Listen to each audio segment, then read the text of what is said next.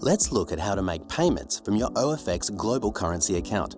Once you have money in your local currency accounts, you can make local payments and transfer internationally in over 50 currencies.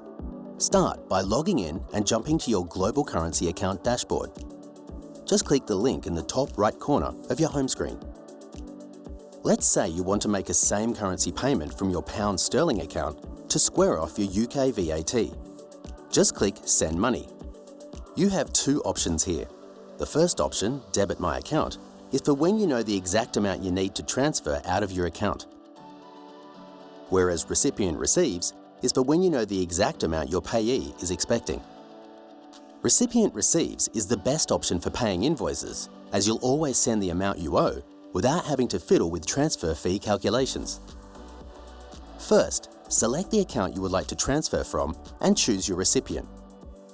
If you don't see the person you're paying on the list here, you can add them by clicking Recipients at the top of the screen. Enter the amount you owe and a reference. On the right, you'll see what will be debited from your account to cover the payment once our transfer fee is applied. Click Review Transfer Details. If you spot a mistake, you can go back and edit your transfer.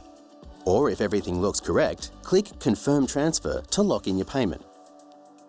Now let's make a cross-currency payment. This time, let's imagine you're paying a supplier in the Philippines from your Canadian dollar account.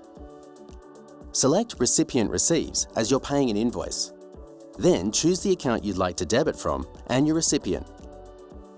Enter the amount you owe and a reference. On the right, you'll see what will be debited from your account to cover the payment once your customer rate is applied. Hit Review Transfer Details to make sure everything is correct and press Confirm Transfer to lock in your payment. For help with this or anything else, contact an OFXpert day or night 24/7.